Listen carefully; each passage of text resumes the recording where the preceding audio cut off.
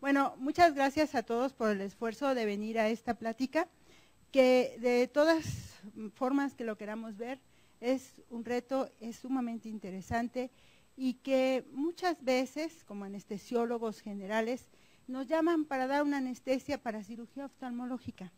Y en nuestra ingenuidad e inocencia creemos que es un tema fácil, sencillo y que por nuestro conocimiento natural de la anestesiología no debemos tener ningún problema. Pero tiene sus implicaciones y bien importantes. Por eso cuando el doctor Rivera me hizo favor de invitar a dar esta plática, pues a mí se me ocurrió que esto era una oportunidad para que pudiéramos revisar este tema. Es muy extenso, no puedo abarcarlo todo. Vamos a hablar exclusiva o casi exclusivamente de catarata, de trauma agudo y algunas otras patologías, porque es tan extenso que no nos alcanzaría la noche para hablar de todos esos. Entonces, esta es una imagen del hospital donde trabajo, el Hospital Médica Sur. Y bueno, entonces el manejo anestésico en esta clase de pacientes pues juega un papel muy, muy importante. Puede representar el fracaso o el éxito de la cirugía. Los pacientes que con trastornos oculares pues se encuentran prácticamente en todos los grupos de edad. Y tenemos pacientes desde su prematurez, desde recién nacidos, hasta los pacientes de la tercera edad con enfermedades coexistentes de diversa gravedad. En general, vamos a hablar ahorita de los pacientes geriátricos, los pacientes que son sometidos a vitrectomía, catarata, retinopexia, y entonces todos los pacientes geriátricos que se les considera son aquellas personas, como sabemos por definición, mayores de 65 años de edad. Y las enfermedades oculares más frecuentes en este grupo de enfermos, pues son la retinopatía diabética, la degeneración macular, y en un porcentaje importante, hasta en un 46% de las personas ya cursan con opacidad y tienen cataratas, y glaucoma primario de ángulo abierto, es lo más frecuente. Aquí tenemos una imagen, bueno, todos lo conocemos, donde se ve ya el ojo dilatado, donde se aprecia la catarata, perdón por la foto, yo la tomé, pero aquí lo hago para que vean, bueno, se trata de una paciente ya de edad avanzada que vamos a operar y pusimos una pequeña marca en el ojo que vamos a operar. Es muy importante identificar el ojo que se va a operar. Lo tenemos que identificar con una etiqueta, con un plumil, y lo tenemos que corroborar con oftalmólogo y con paciente antes de someter al paciente a la anestesia, sea general o local. ¿Cuáles son los objetivos para la cirugía oftalmológica? Pues primero, como nuestra especialidad lo exige, siempre será ante todo la seguridad.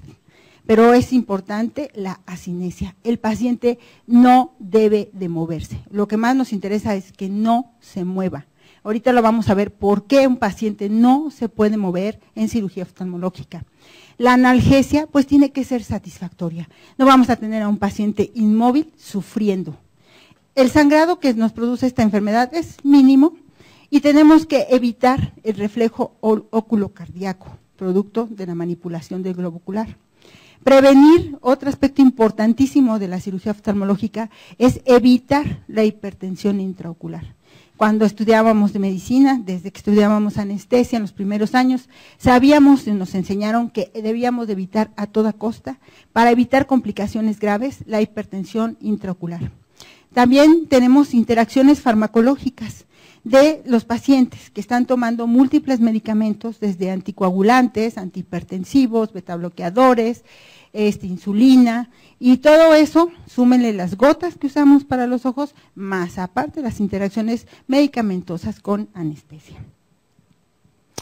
El reflejo oculocardíaco es un reflejo trigeminal vagal, que es más frecuente en la cirugía de estrabismo, pero no es exclusivo de esa patología. Lo podemos obtener en cualquier cirugía de oftalmología, sobre todo cuando se tracciona el globo ocular. Su incidencia varía, es muy variable, del 32 hasta el 90% en algunas series, y generalmente se asocia a dolor, o sea, a un plano anestésico insuficiente. Su manifestación principal es bradicardia, ritmos nodales, extrasistolia, arritmias ventriculares y hasta paro cardíaco.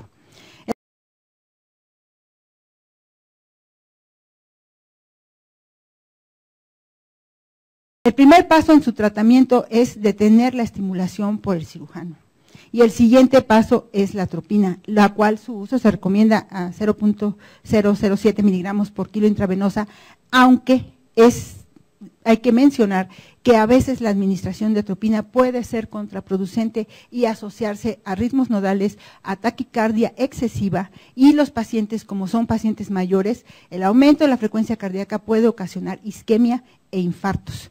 Por lo tanto, nosotros la mejor tratamiento o la mejor forma de evitar un reflejo oculocardíaco es que nuestro paciente esté en un plano anestésico adecuado, y seguramente con eso es muy poco probable que requiera atropina. Si tuviéramos glicopirrolato, bueno, daríamos glicopirrolato, pero no es una opción porque no lo tenemos en México. También tenemos necesidades logísticas en este tipo de cirugía. Estamos limitados en el acceso al paciente. El paciente, el anestesiólogo, frecuentemente es posicionado a una distancia, ¿verdad?, relativamente separado del enfermo, entonces no tenemos un acceso directo a la vía aérea. El paciente está cubierto con campos, ¿verdad?, lo tapamos todo, y eso hace que el enfermo pues sienta claustrofobia, esté oscuro, no vea, si es que está despierto, si no tiene anestesia general. Y si ocurre cualquier evento, pues implica, con permiso, porque voy a pasar, porque lo voy a intubar, pero en un ojo abierto, eso es un riesgo muy grave. Por lo tanto, nosotros tenemos que anticipar que nuestra anestesia sea no buena, perfecta, para que no pasen estas cosas. Aquí podemos ver una fotografía que tomamos en un caso normal que estamos haciendo, cómo está el cirujano, está con el paciente cubierto, totalmente cubierto, nuestra residente de anestesia, la doctora que aquí está con nosotros, está cuidando, pero el paciente está todo cubierto, tapado, no hay un acceso directo a él, aunque lo tenemos todo monitorizado y tenemos una venoclisis permeable, con lo que nos podemos nosotros ayudar a manejarlo, y podemos, y si está despierto, hablar con él, o si está dormido, pues cuidarlo como debe ser. En anestesia oftalmológica tenemos que recordar que un 30% de las demandas son por lesión ocular, y esta lesión estuvo asociada o relacionada al manejo anestésico, y en todos los casos se relacionó con movimiento del paciente durante la cirugía.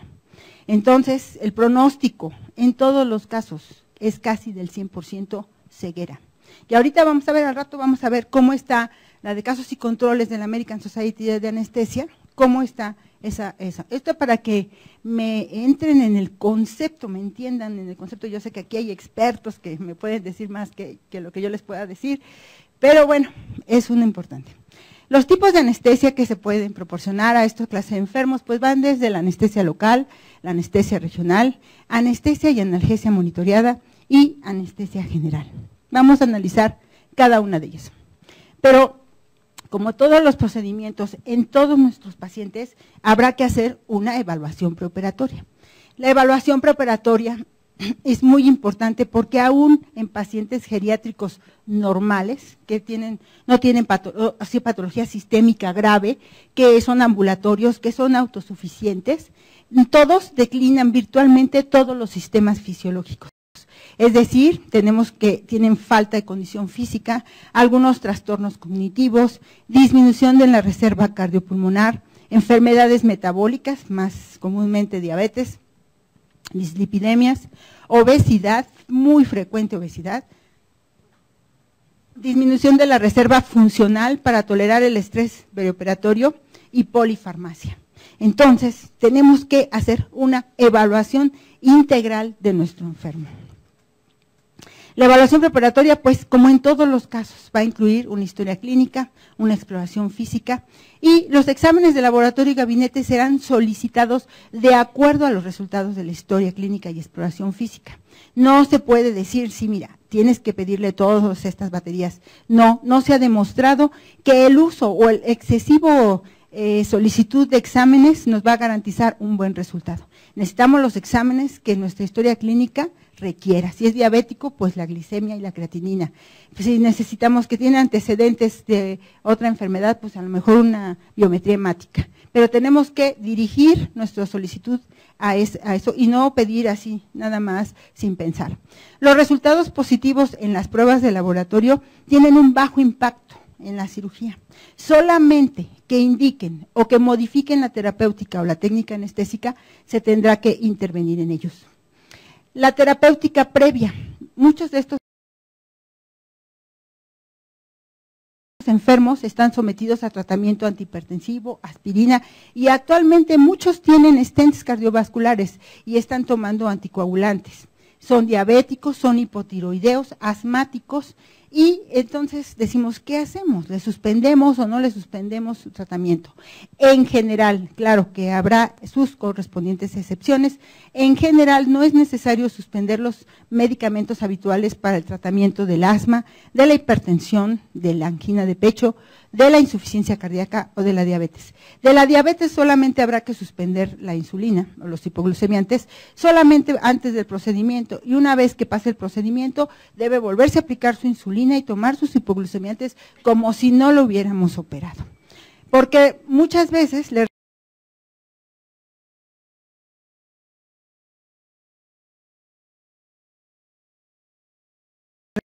recomendamos al paciente, o el cirujano le recomienda, que suspenda todos los medicamentos y que se presente en ayuno total. Y el paciente es anginoso y el paciente es hipertenso. Entonces el paciente debe tomar sus medicamentos con un traguito de agua y presentarse a su cirugía. Hay consideraciones especiales en este grupo de enfermos. Por ejemplo, no retirar los equipos auditivos para que el paciente permanezca en contacto y pueda cooperar. Si nosotros le quitamos el aparato auditivo, no va a poder colaborar, sobre todo si es con anestesia regional. Entonces, no le debemos quitar sus...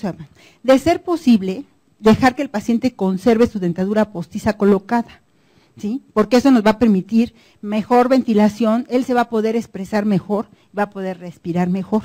Sobre todo si el paciente fue con anestesia regional, pues es más fácil que él mantenga. Ahora, nosotros como anestesiólogos ya revisamos, sabemos qué tipo de prótesis tiene. En un momento de emergencia se la sacamos y ya, pero si no, puede mantener su prótesis colocada.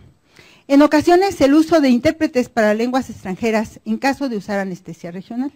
Y esto se lo voy a decir en dos sentidos, porque ya me tocó anestesiar uno que no hablaba más que náhuatl, y yo necesitaba al intérprete para que me pudiera traducir y decirle las cosas. Y también me tocó un alemán viejito, y me tocó un americano también viejito. Y recuerden que los idiomas aprendidos bajo anestesia se olvidan. Entonces hay que hablarles en su idioma natal. Y eso, pues hablar alemán es un poco difícil. Entonces, si se va a tener, son pacientes geriátricos. Entonces, si van a tener o vamos a necesitar por lo menos la presencia de un intérprete en el momento de hacer por lo menos el bloqueo retrovulvar, que esté presente. Otras consideraciones, por ejemplo, en los pacientes cardiópatas. Esto es un grupo muy importante. El objetivo de la valoración preoperatoria será identificar los predictores de riesgo mayor, como son síndromes coronarios inestables, infarto miocárdico en menos de 30 días, insuficiencia cardíaca descompensada, enfermedad valvular severa o arritmias significativas.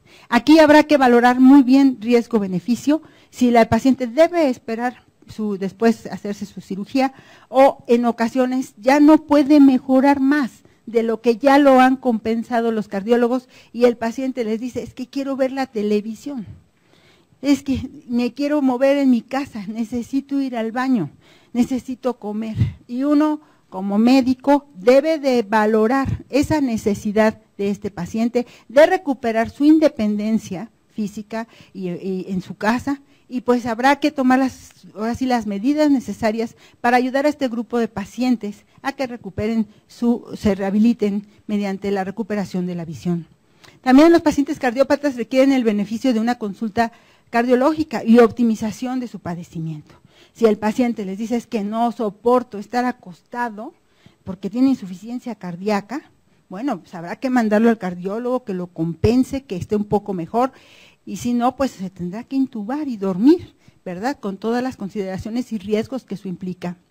Entonces, ningún estudio cardiovascular preoperatorio deberá realizarse si no va a cambiar el manejo perioperatorio, ¿sí? Nosotros necesitamos saber también, si yo estoy detectando una patología y le pido un ecocardiograma, es porque le voy a agregar tratamiento para insuficiencia cardíaca, voy a saber cómo está esa válvula de apretada, si tiene estenosis carotidia, porque puede ser que el paciente tenga, por ejemplo, enfermedad carotidia y tenga una insuficiencia vertebrovascular. Los pacientes cardiópatas que se les recomienda pues un estudio más completo, pues ya el cardiólogo dirá, pues necesita un Holter, una ventriculografía, un ecocardiograma, una prueba de esfuerzo talio-pirindemol o una angiografía coronaria. Ha ocurrido, me ha ocurrido, y yo creo que aquí a todos hemos tenido la experiencia de tener pacientes con nodo sinusal enfermo y que no lo sabían, o que vienen con grados de bloqueo o AB de primero y de segundo grado, y que lo vamos a someter a una anestesia oftalmológica y que sabemos que existe el riesgo del reflejo óculo-cardíaco. Imagínense. Eso es, y yo sí, yo se los reconozco, ya tuvimos que poner un marcapaso transoperatorio. Entonces, hay que tener mucho cuidado y no dejar esto a la deriva. Algo muy importante es la anticoagulación y la antigregación plaquetaria. Actualmente los pacientes están con stents, medicados, no medicados. Por ejemplo, si un paciente se le acaba de poner un stent, es recomendable mejor que pasen unos 3 meses a que ya se haya estabilizado el endotelio y ya después le hacemos la cirugía del corazón. No es ninguna urgencia, lo podemos hacer 3 meses después. Pero la anticoagulación crónica con antagonistas de vitamina K, la antiagregación plaquetaria, en general no se recomienda suspenderse en la cirugía de catarata, en general. Sin embargo, habrá pacientes que estén excesivamente anticoagulados, por ejemplo, los pacientes valvulares. Entonces, habrá que solicitar la interconsulta con el cardiólogo para valorar cómo se va a sustituir estos cumarínicos. Se van a tener que cambiar probablemente por una heparina de bajo peso molecular y después regresarlo otra vez a cumarín. Pero ahí ya vamos a necesitar el soporte y el apoyo. Si el paciente más o menos mantiene una estabilidad y toma solo aspirina, por ejemplo, no debe suspenderse y se puede operar. Hay otros grupos de riesgo bien importantes, como es pacientes con diabetes mellitus. Los pacientes diabéticos, pues, se van a operar muchas veces precisamente por lo mismo, porque tienen retinopatía y catarata secundaria. Tienen aterosclerosis acelerada, isquemia miocárdica muy frecuente, nefropatía, neuropatía, riesgo elevado de insuficiencia y artropatía, hasta dificultad para intubar por la articulación temporomandibular, dificultad para posicionar el cuello. Entonces, cuando nos diga el paciente, es que soy diabético, desde allí, desde ese momento, tenemos que empezar a pensar en las posibilidades o en los riesgos inherentes a este grupo de enfermos. Los pacientes con diabetes mellitus, entonces, ya vimos que tenían la neuropatía visceral y somática. No solamente es una cuestión de la neuropatía de miembros inferiores, que le duelen los pies, que le arden las plantas de los pies, ¿no? Aquí también tenemos un corazón denervado, por ejemplo. Tenemos un corazón denervado por neuropatía somática y visceral. Tenemos un problema de vaciamiento gástrico, que tienen una estasis gástrica y riesgo de broncoaspiración. Pueden tener hipertensión, pueden tener hipotensión ortostática también por esta misma neuropatía, su daño renal, su fijación atlanto-occipital y un descontrol metabólico, donde una glicemia. Se recomienda que nosotros, para que consideremos que nuestro enfermo esté en condiciones de cirugía, debe de tener un control de la glucosa entre 100 y 180 miligramos. Si está por debajo o por arriba, es peligroso, para abajo la hipoglucemia, para arriba la hiperglucemia. Otros grupos de riesgo sumamente importantes. Si ustedes, yo cuando interrogo a un paciente que vamos a operar, lo que más me importa es saber si fuma. Si yo me pueden preguntar, a mí, de mi pobre experiencia, es si fuma o no fuma. Eso es un factor muy importante, muy, muy importante. La reactividad en la vía aérea, las secreciones, la tos crónica, la cianosis, la desaturación, es sumamente importante. Entonces, sí debía haberlo puesto en mayúsculas. Un factor que debemos de cuidar, a veces más que la diabetes, la hipertensión y todo junto, es el tabaquismo y no le estamos dando la importancia que tiene en este grupo de enfermos. Luego, la enfermedad obstructiva crónica, pues secundaria a tabaquismo o a otras enfermedades como asma. La obesidad. La obesidad, ya nos dijeron que somos el país más gordo. Bueno, pues eso lo estamos viviendo día con día en todos los grupos de edad. Yo no sé ustedes, pero yo tengo tiro por viaje pacientes obesos impresionantes. Entonces, tenemos que ver la obesidad y el paciente necesita operarse. No modo que le diga, baje 20 kilos. Pues no, ahí el riesgo lo llevamos nosotros y tenemos que tomar las medidas necesarias para contrarrestar los efectos adversos de la obesidad, que sería motivo, pero de otras 10 pláticas de anestesia. Artritis reumatoide. El posicionamiento de los enfermos geriátricos es muy importante. Les duele todo, tienen rigidez articular, no se acomodan y se cansan fácilmente. Entonces, antes de que los vayamos a posicionar, decirle, está cómodo, le pongo otra almohadita, lo acomodo para allá, le acomodo la espaldita, porque necesita el paciente estar cómodo para que pueda estar tranquilo, para que pueda cooperar. Entonces, los pacientes con artritis o con osteoartrosis, no necesariamente artritis reumatoide, de difícil posicionamiento, debemos de hacerlo además cuidadosamente. Tienen fragilidad en sus huesos y rigidez articular, mucho cuidado. También tienen pobres accesos vasculares, son abuelitos, con unas venitas, que qué barbaridad. Pues y les duele todo. Entonces hay que ser cuidadosos, cariñosos y hasta pacientes, ponerles una venoclisis apropiada para su tamaño y procurar no maltratarlos mucho. Y la insuficiencia venosa avanzada, otro riesgo bien importante que muchas veces descuidamos. Llegamos corriendo, el paciente está en la camilla, está tapado, le revisamos el malampati, los signos vitales, que no tenga la dentadura, etcétera, y nadie le revisó las piernas. Y tiene edema, y tiene estasis, y eso es un riesgo transoperatorio grave. Así que cuando lleguen, destapen a su enfermo, véanlo integralmente, no se queden solo con la parte alta. Además de todo lo mencionado, pues le vamos a aplicar unas gotitas de anestésico local y unas gotitas para dilatar la pupila. Entonces, pues hay interacción con los agentes anestésicos, que no es cualquier cosa. Por ejemplo, la escopolamina produce alucinaciones y desorientación. La fenilefrina, luego cuidado con las enfermeras, porque uno le dice, ponen las gotitas y le echan un chorro de gotitas. No es una gotita, a lo mucho 2 gotitas. ¿Sí? Ya me tocó también un enfermo, lo bueno es que tenía 25 años, le abre la enfermera, le pone la fenilefrina, se me fue una frecuencia cardíaca casi de 200, tuve que usar beta bloqueador transoperatorio.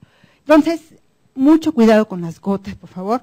El ciclopentolato, convulsiones y desorientación, el ecotiopato disminuye la colinesterasa plasmática y hace que se prolongue el efecto de los relajantes en el caso de anestesia general. La epinefrina, de todos sabidos, taquiarritmia y extrasístoles ventriculares. El timolol, que es un beta bloqueador, bradicardia, hipotensión y exacerbación de las enfermedades asmáticas. Ahorita vamos a hablar un poquito de anestesia general. Sus indicaciones son, pues principalmente en los niños, porque pues no se van a dejar, pues hay que dormirlos, pero eso sería motivo de una plática de anestesia oftalmológica en pediatría.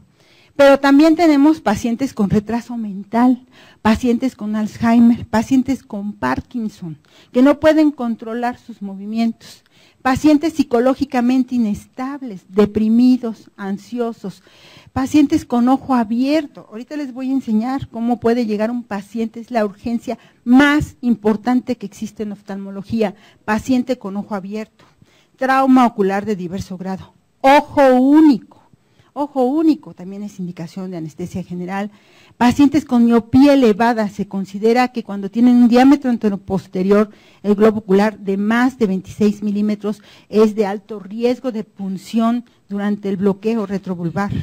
Por lo tanto, nosotros vemos la ecografía y le dice, eso es para el oftalmólogo, eso a mí ni me lo enseña.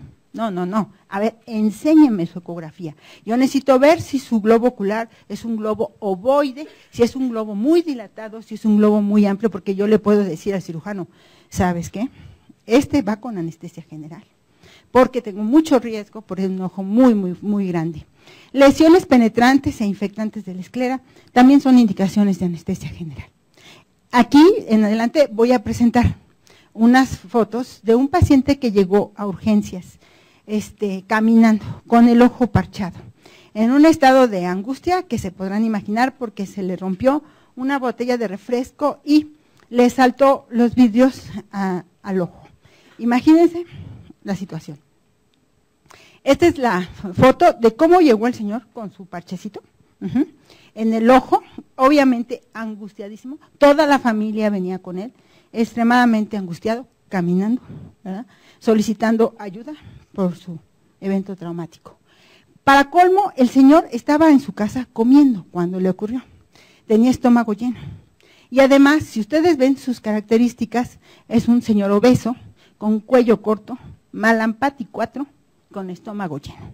O sea, verdaderamente dificilísimo. O sea, y había que darle anestesia general. Imposible anestesia retrovulvar, imposible. Y había que hacerlo con secuencia rápida y había que hacerlo con laringoscopio de fibra óptica. A la 1, a las 2 y a las 3. Y ahí lo tienen ya, superfijamos el tubo, si ustedes se pueden fijar, lo superfijamos, porque verdaderamente era el salvavidas de este paciente. Lo fijamos súper bien. Quiero reconocer que no lo hice sola, era imposible el caso para un anestesiólogo solo, ya pidan ayuda, yo solicité ayuda al doctor Paulino Leal y entre los dos le tuvimos que entrar. Entonces ya retirado el parche, podemos ver el ojo lesionado, ay, ya me pasé, el ojo lesionado, ya el paciente dormido, ¿verdad? Vean el cuello, si es que se le puede llamar a esto el cuello, paciente, una mandíbula pequeña, datos francos de intubación difícil. Aquí ya se ve cómo ya está suturado el ojo, aquí tiene la sutura, perdió el cristalino, se extruyó al haber quedado en el piso de la cocina, y el caso es que ahí lo tienen, y aquí ya lo tenemos para extubación. Noten ustedes, pues, el volumen del hombre, ¿verdad? Con una restricción pulmonar, secundaria a obesidad importante, el cuello sumamente ancho, corto, ¿verdad? Muy corto el cuello, y un abdomen prominente. Entonces, este es un caso, un reto muy difícil, muy importante, que nosotros tengamos todos estos y tener que sacarlo adelante y bien, sin que pierda el ojo por causa de anestesia y la vida, entre otras cosas. Otras indicaciones de la anestesia general es el paciente que le dice, no doctora, yo no soporto que me tapen la cara, o sea, no. Entonces, paciente claustrofóbico también, sordos que tienen barreras de lenguaje, Parkinson con temblor incontrolable, artritis con dolor intratable, ortopnea y muchas veces la duración del procedimiento.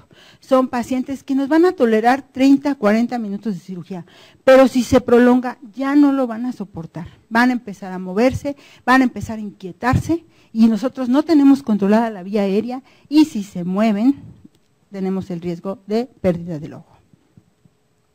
Las ventajas de la anestesia general pues es inmovilidad y se evitan los riesgos de hemorragia retrovulvar o perivulvar, de miotoxicidad. La miotoxicidad, ahorita vamos a hablar de ella, es una parálisis de los músculos de la órbita, la perforación del globo con la punción, la diseminación central del anestésico local y la analgesia transoperatoria inadecuada.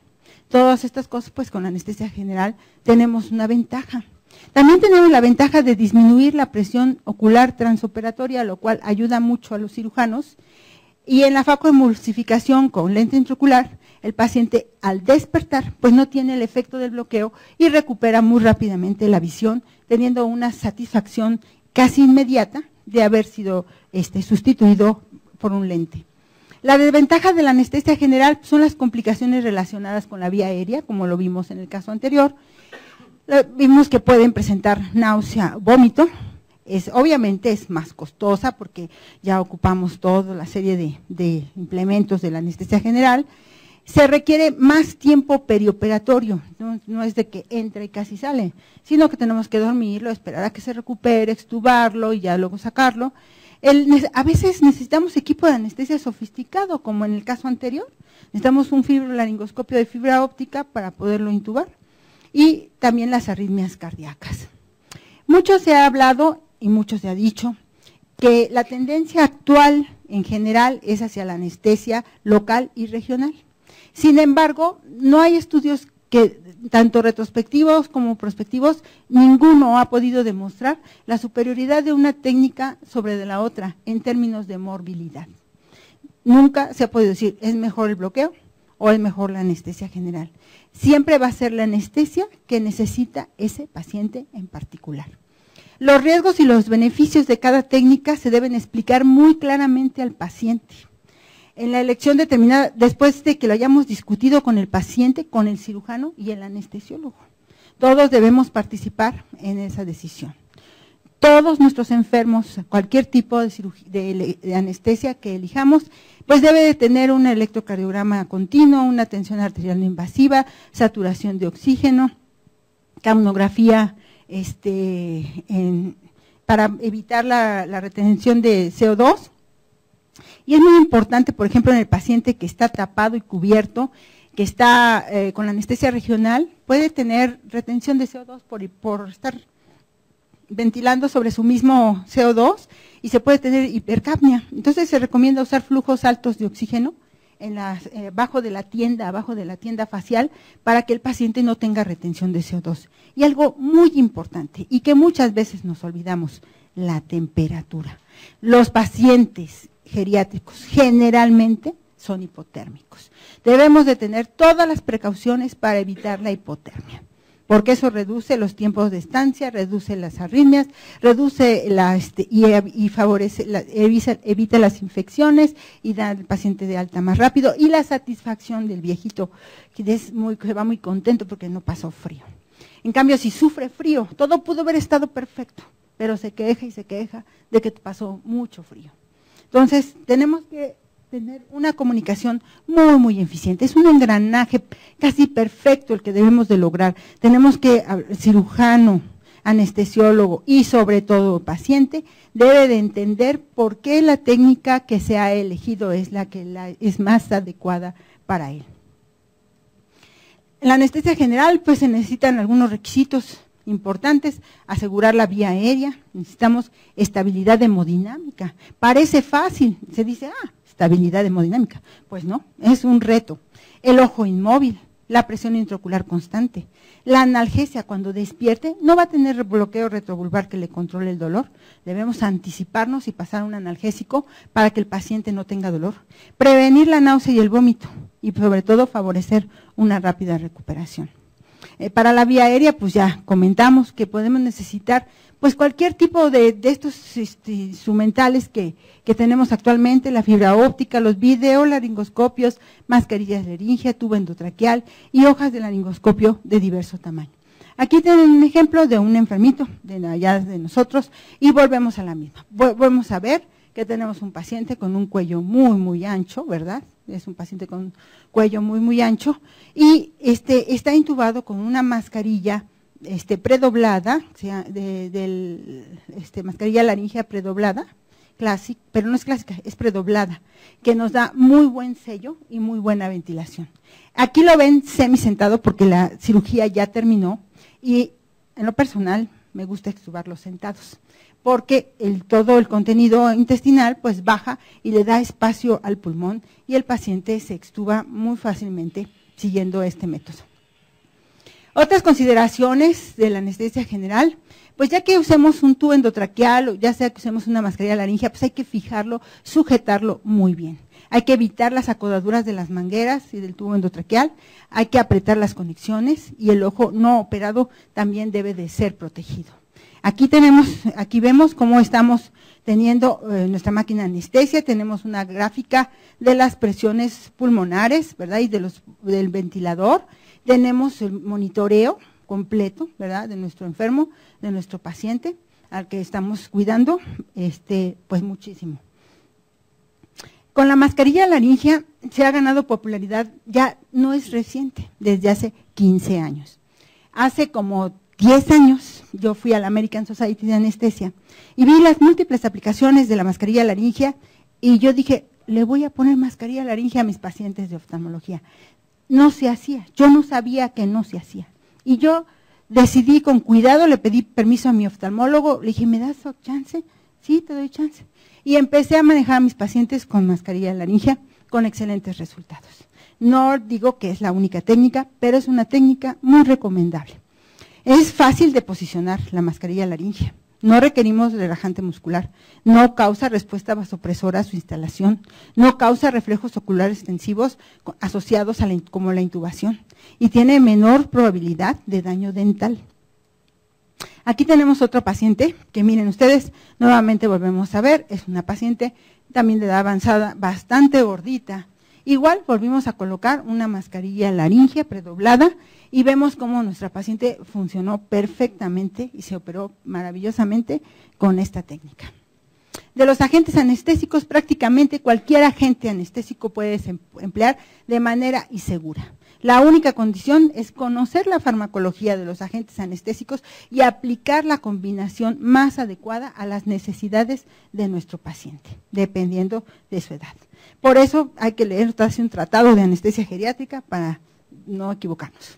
Los agentes anestésicos atenúan la presión intraocular. Afortunadamente, propofol y todos los gases inhalados, de preferencia sevoflurano, disminuyen la presión intraocular, lo cual facilita la cirugía. El cirujano está más satisfecho con ese manejo. El etomidato también nos ayuda, pero tiene sus efectos adversos de todos conocidos: irritación en la vía venosa, náusea y vómito posoperatorio. Entonces, el etomidato no es muy recomendable, pero en último de los casos sí disminuye la presión intraocular. Es recomendable usar dosis bajas, a veces de relajante muscular de corta duración, cuando tenemos un poco de restricción pulmonar. En esta gráfica pueden ustedes ver la presión intraocular de este lado y pueden ver los eventos donde y vemos que después de la inducción, después de la intubación, 5 minutos de la intubación, mantenimiento, extubación y término de la anestesia, en todos los casos vemos que la presión intraocular, tanto con propofol como con sevoflurano, baja la presión intraocular. La ventilación debe ser controlada con un monitoreo, como ya habíamos explicado, del CO2 expirado, y evitar la hipercapnia por su efecto hipertensivo intraocular. El CO2 nos aumenta la presión intraocular, necesitamos monitorear la oximetría de pulso.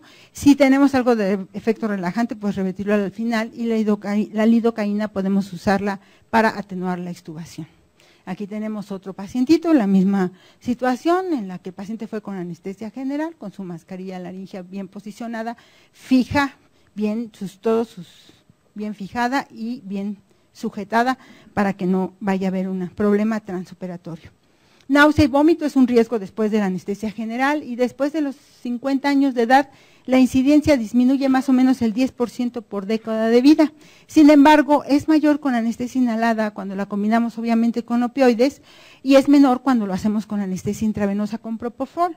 Sin embargo, tenemos que tener la profilaxis, que no está justificada en todos los casos, pero si el paciente tiene antecedentes de que vomitó en sus cirugías anteriores, o que tiene mujer que no fuma, que fácilmente se marea con el movimiento circular, pues entonces debemos de usar una profilaxis, y se recomiendan a veces combinaciones de ondansetron y dexametasona. No se recomienda metoclopramida. La metoclopramida causa delirio posquirúrgico en los pacientes de edad avanzada. Entonces, metoclopramida no.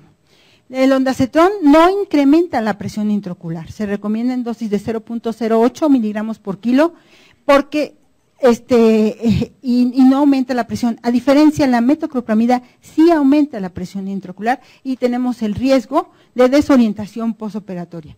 El droperidol ya no lo tenemos, sería una buena opción, pero de todos modos causa hipotensión en los pacientes geriátricos. En Estados Unidos, la mayor parte de las anestesias se realizan con técnicas regionales y anestesia local. Entonces, tenemos que hasta un 23% con local, un 46% con retrovulvar y un 23% con perivulvar. La anestesia regional y sedación nos permite prácticamente cualquier cirugía, siempre y cuando no sea una cirugía de urgencia como la que presenté. Entonces, se puede hacer extracción de cataratas, sobre todo ahora que se cuenta con la facoemulsificación. Se pueden hacer los trasplantes corneales, la trabeculectomía, la cirugía de párpados, la vitrectomía y la retinopexia perfectamente con anestesia regional y sedación. La anestesia tópica pues consiste en la aplicación de gotas y geles anestésicos. La anestesia subtenon consiste en la inyección de anestésico local por debajo de la superficie del globo ocular mediante una cánula Roma, con la difusión de un anestésico local hacia el espacio retrovulvar. El bloqueo perivulvar es la anestesia local en el espacio periorbitario sin meternos al cono. Y el bloqueo retrovulvar es el anestésico local dentro del cono muscular ocular, que ha sido aquí en México, por ejemplo, el más común, o el tipo de anestesia más común. Hay el bloqueo también del nervio facial para limitar el movimiento y cierre de los párpados. La anestesia regional tiene muchos beneficios, es segura, es eficaz, provee analgesia y aquinesia, suprime el reflejo oculocardíaco y proporciona analgesia posoperatoria, pero tiene riesgos, como todo en la vida.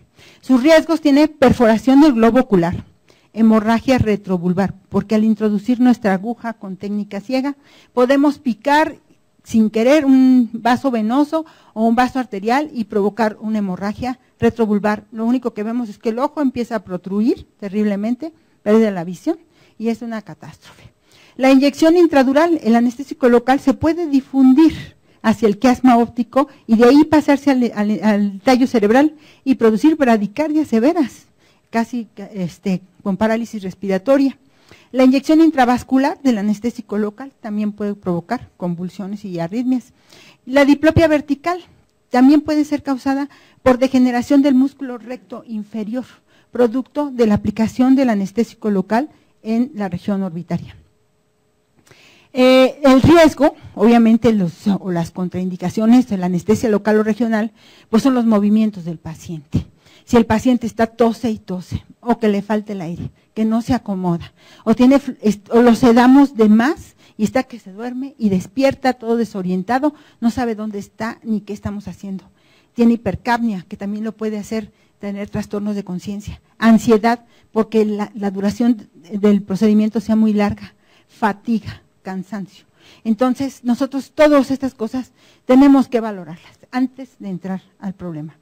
Entonces, el bloqueo ocular requiere 3 componentes básicos: que tenga sedación y ansiolisis, pero que no esté dormido, que esté nada más tranquilo, que responde, que coopere, que tenga analgesia y que tenga quinesia. Parece fácil, no es tan fácil.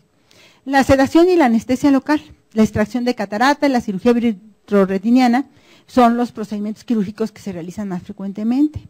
Entonces, si la introducción de FACO pues ayudó a disminuir mucho el trauma y entonces permitió regresar a los orígenes de la anestesia ocular, que era con cocaína tópica, pues ahora otra vez tenemos con anestesia tópica y el bloqueo subtenon, que viene ganando el bloqueo subtenon un lugar muy importante dentro de la anestesia oftalmológica. De la anestesia local se aplica en forma de gotas, que ya sea lidocaína, bupivacaína o proparacaína. Las desventajas de la anestesia local es que el paciente percibe la luz, los colores, el instrumental y las manos del cirujano. También le cansa la luz porque está percibiendo la luz del microscopio. Puede tener dolor durante la manipulación del iris y la expansión del globo ocular con el agua puede causar también dolor y también la aplicación del lente intraocular. No mantiene inmóvil el globo ocular, este tipo de anestesia, y el paciente tiene que mantener la mirada fija en la luz del microscopio. Por eso tenemos que tener unos criterios bien importantes para decidir qué paciente se va a someter a anestesia local. Y va a ser aquel paciente que primero comprenda el idioma, que soporte por lo menos 45 minutos en decúbito dorsal, que no padezca reflujo gastroesofágico significativo, que no tenga trastornos psiquiátricos, no deberá tener otros padecimientos que causen temblor, no deberá tener tos crónica. El paciente deberá comprender la naturaleza de la anestesia local y durante la operación debe estar despierto. Si nosotros reunimos estos criterios, es un paciente que se puede someter a anestesia local. La anestesia local entonces requiere que la mirada del paciente esté en la luz del microscopio. Va a tener incomodidad, requiere cooperación, pero requiere menos sedación y menos analgesia. Entonces, la selección del paciente es lo más importante. La anestesia regional tiene riesgos. Los riesgos de la anestesia regional es que puede tener una equimosis palpebral, puede tener, esto es sobre todo en la tipo subtenon, nada más que lo metí un poquito antes, puede tener una equimosis palpebral en los piquetes, en las punciones que realizamos, ya sea transpalpebral o transconjuntival, podemos provocar equimosis palpebral, hemorragias retrovulvares y el uso de aspirina y de otros AINES afortunadamente no nos incrementan el riesgo de hemorragia. Aquí vemos, esta es una foto, cómo el cirujano tiene el instrumental dentro de los ojos. A esto para denotar, para demostrar la importancia de la cooperación y la asinesia del paciente. La anestesia subtenon fue descrita en 1992 por el doctor Stevens. Es una técnica que requiere, obviamente como todos, una línea intravenosa, un monitoreo no invasivo, aplicación de gotas anestésicas a la conjuntiva, la colocación del separador de párpados, asepsia con solución yodada, pinzamiento de la conjuntiva y de la cápsula de Tenon en un punto inferonasal a 7 milímetros de limbo, a la mitad entre las inserciones de los músculos medial y recto inferior, y por ahí se atraviesa y se mete una aguja, una cánula Roma, por el espacio subtenon, y se crea un canal hacia el espacio posterior. Entonces, esta cánula Roma se inserta en el espacio y se aplican aproximadamente 4 mililitros de anestésico local. Y después se hace compresión externa para que se difunda hacia la parte posterior del ojo. Aquí pueden ver en esta fotografía cómo con unas pinzas y unas tijeras se está haciendo el abordaje cerca del limbo y se está haciendo una pequeña perforación en la conjuntiva.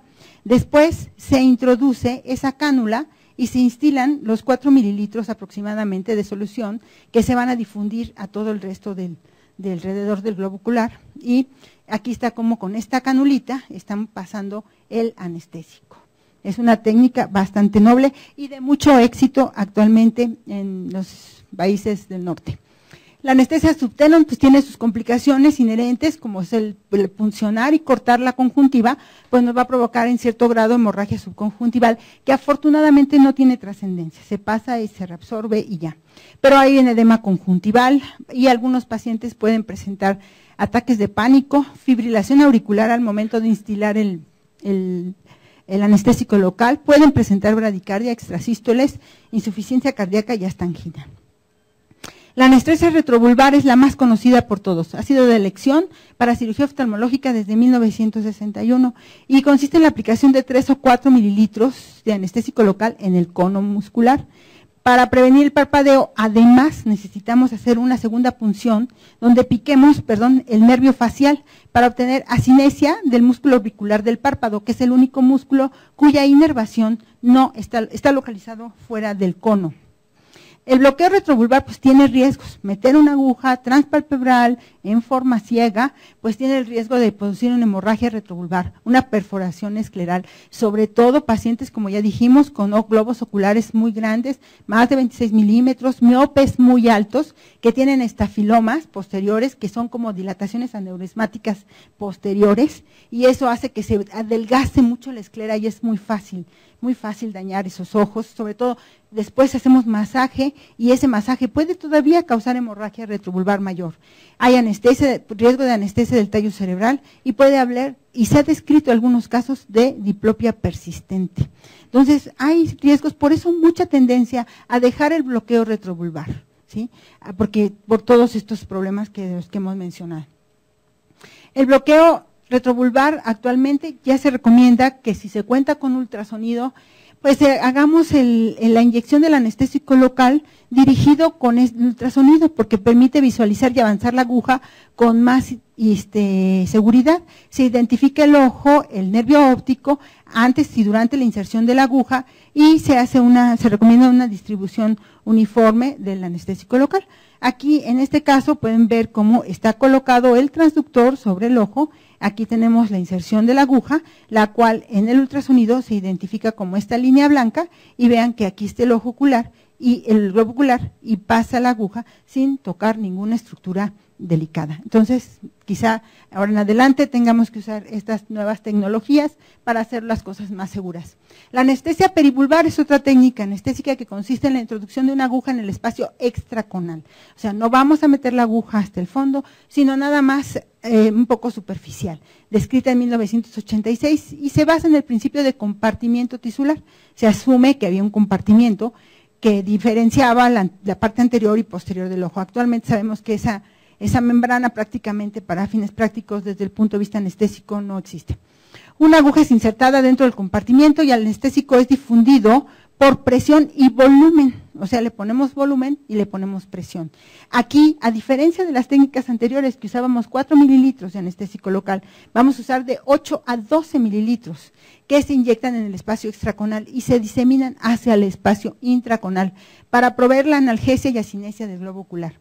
Desafortunadamente, esto hace que el globo ocular se vuelva proptósico y aumenta la presión intraocular, lo cual hace un riesgo importante para la cirugía.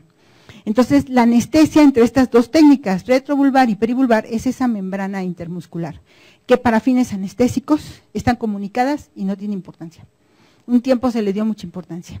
Entonces, la diferencia de la anestesia perivulvar es que volúmenes elevados de anestésico local, su inicio es más lento, su latencia es más larga, y todas las inyecciones deben de recomendarse hacerse con el ojo en posición neutra, para evitar vasos sanguíneos y nervio óptico.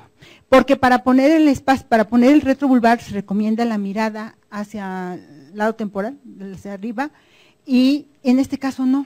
Se ha visto que se debe ser en posición neutra. La aguja no debe entrar más de 25 milímetros, la inyección debe ser muy lenta para permitir la difusión del anestésico local y se recomienda 50% de lidocaína y 50% de bupivacaína al punto 75.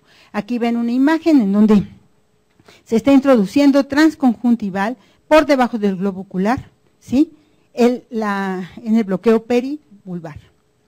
Entonces, las técnicas de sedación y analgesia para aplicar estos bloqueos, pues se puede hacer con propofol, con romifentanilo, con dexmetomidina o sedación y analgesia controlada por el paciente. La sedación para esta colocación del bloqueo necesitamos tener un balance. Un balance, por un lado, que esté cómodo el paciente, pero también necesitamos la seguridad. El propofol ha sido el medicamento de más uso y con mejores resultados.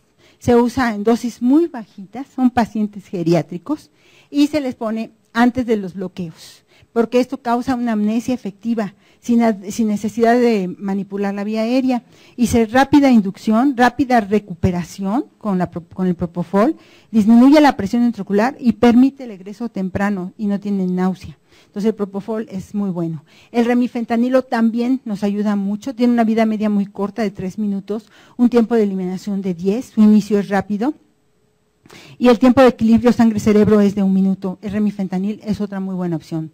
Cuando se compararon remifentanil y propofol, fueron prácticamente igual, pero remifentanil causó cierto grado de náusea y vómito por considerarse un opioide, y además de que el remifentanil no produce amnesia, entonces el paciente no le duele, pero sí recuerda el bloqueo. La dexmetomidina es un agonista alfa-2 altamente selectivo, pero tiene sus propiedades de sedación, ansiolisis y analgesia, no causa depresión respiratoria, disminuye la presión intraocular, pero tiene el defecto de causar disminución de la frecuencia cardíaca y de la tensión arterial. También podría ser una buena opción, aunque no se recomienda mucho, aunque sí es una buena opción, porque ayuda a tener menores requerimientos anestésicos, pero produce cierto grado de depresión cardiovascular. Las técnicas de sedación y controladas por el paciente. Entonces ya el paciente, si se siente angustiado, pueden ponerle una bomba de PCA y el que se aplique tantito propofol o midazolam o fentanil con resultados variados. Esta técnica está en estudio y todavía no se puede dar una recomendación. La sedación y analgesia, de acuerdo con el registro de la American Society, esto es lo que vamos a ver ahorita, es que el movimiento de un paciente durante la cirugía del ojo fue la segunda causa de lesión ocular asociada con anestesia. El resultado es ceguera y 75% de los pacientes lesionados durante la sedación recibieron una combinación de 2 o más fármacos. Pero la no sedación también se asoció a riesgo de muerte y de hospitalización. Entonces, tenemos que buscar la sedación, la ansiolisis, la analgesia, pero sin pasarnos. Hay un comentario en una revista, en la American Society, donde reporta el doctor Dennis de la Escuela de Medicina de Baltimore, y él dice que él recomienda en una carta que envía a la editorial que entre menos medicamentos se usen, el paciente se mantendrá más alerta y cooperador, tendrá menos probabilidades de quedarse dormido, de despertar súbitamente y de moverse durante la cirugía. Para mí, el riesgo-beneficio claramente favorece el uso de un bloqueo sin sedación. A veces lo único que se requiere es empatía y sostener la mano del paciente. Y en ocasiones eso es lo que se necesita. Música y sedación.